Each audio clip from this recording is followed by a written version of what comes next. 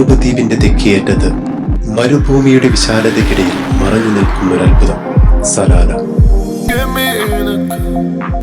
സലാലയിലേക്കുള്ള യാത്ര ഒരു സാധാരണ ഡ്രൈവല്ല. നീണ്ട ഹൈവേയും മണൽ പരപ്പുകളും മലനിരകളും കടന്നു പോകുന്ന ഒരു ദൃശ്യാനുഭവം. 14 മുതൽ 18 മണിക്കൂർ വരെ നീളുന്നൊരു യാത്ര. പക്ഷേ ഓരോ കിലോമീറ്ററും സലാലയുടെ അത്ഭുതങ്ങളിലേക്കുള്ള മുന്നേറ്റം തന്നെയാണ്.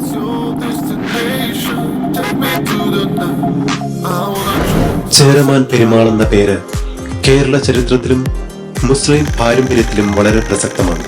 കേരളത്തിലെ അവസാന ചേര രാജാവായിരുന്ന അദ്ദേഹം ഇസ്ലാം മതം സ്വീകരിച്ച് അറേബ്യയിലേക്ക് പോയെന്നാണ് വിശ്വാസം. ഒരു രാത്രി രാജാവ് ആകാശത്ത് ചന്ദ്രൻ രണ്ടായി പിളരുന്നത് കണ്ടത്.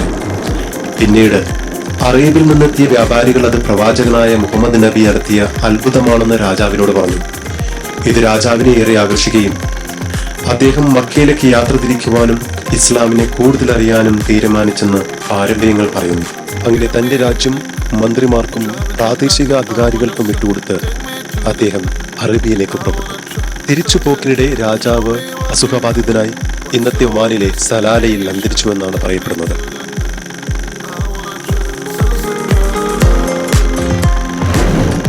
സലാലയെ പലരും സ്വിറ്റ്സർലാൻഡ് ഓഫ് അറേബ്യ എന്നാണ് വിളിക്കുന്നത്. ഒരു വർഷത്തിൽ ഏതാനും മാസങ്ങൾ മാത്രം പ്രകൃതിയുടെ വ്യത്യസ്തമായ കാഴ്ചകളിലൂടെ പ്രത്യക്ഷമാക്കുന്ന ഖരീഫ് സീസൺ. ജൂൺ മുതൽ സെപ്റ്റംബർ വരെ ഇന്ത്യൻ മഹാസമുദ്രത്തിൽ നിന്നെത്തുന്ന മൺസൂൺ കാറ്റ് ഈ മരുഭൂമിയെ പച്ചപ്പിന്റെ സ്വർഗമാക്കുന്നു. പച്ചപ്പ് നിറഞ്ഞ മലനിരകളും മൂടൽ മഞ്ഞും തെങ്ങിൻ തോട്ടങ്ങളും കേരളത്തെ അനുസ്മരിപ്പിക്കുന്ന അനേകം കാഴ്ചകൾ. സലാലയിലെ ഏറ്റവും മനോഹരമായ ഒരിടമാണ് വാദി ദർബാത്ത്. മൂന്നാറിനെ പോലെ തോന്നിപ്പിക്കുന്ന മലനിരകൾ, മഞ്ഞിൽ നിറഞ്ഞു നിൽക്കുന്ന തടാകങ്ങൾ, ബോട്ടിംഗ്, കുട്ടികൾക്കുള്ള ആക്ടിവിറ്റീസ്, സ്ട്രീറ്റ് ഫുഡ്, നഗരജീവിതത്തിന്റെ തിരക്കിൽ നിന്ന് ഒരുപാട് ആശ്വാസം നൽകുന്നിടം. പ്രത്യേകിച്ച് വൈകുന്നേരത്തെ മൂടൽ മഞ്ഞി സ്ഥലത്തെ മറ്റൊരു ലോകമാക്കും.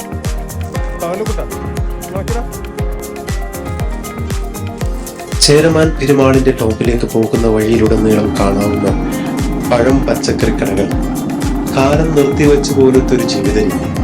ഇത്രത്തോളം തെങ്ങിൻ തോപ്പുകളും കൃഷിയും കേരളത്തിൽ ഇന്നുണ്ടോ എന്ന് ചിലപ്പോൾ നമുക്ക് തോന്നിപ്പോകും.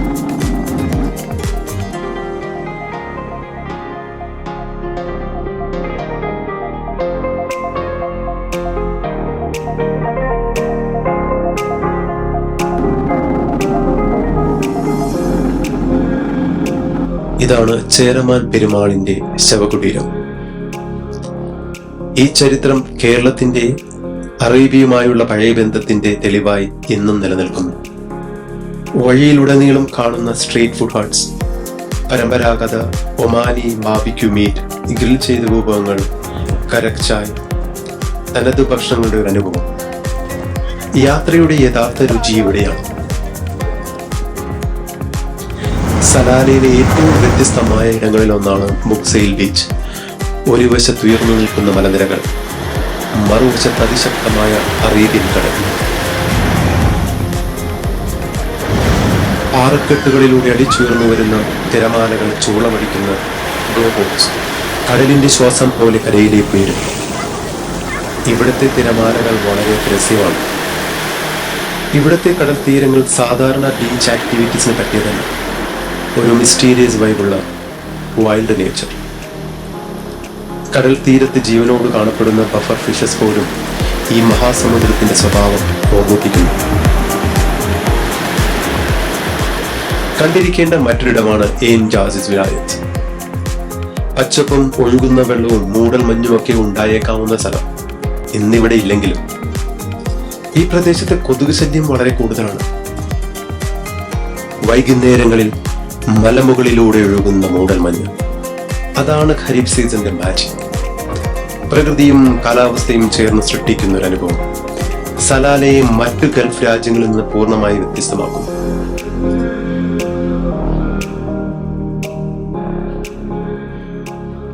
ഒരു 4-5 ദിവസം സലാലയിൽ ചെലവഴിക്കാം. യുഎയിൽ നിന്ന് ഏകദേശം 2500 കിലോമീറ്റേഴ്സ് റൗണ്ട് ട്രിപ്പുള്ള ഈ യാത്രയുടെ ഓർമ്മകൾ അതിനേക്കാൾ ഏറെ ദൂരം നമ്മോടൊപ്പം സഞ്ചരിക്കും.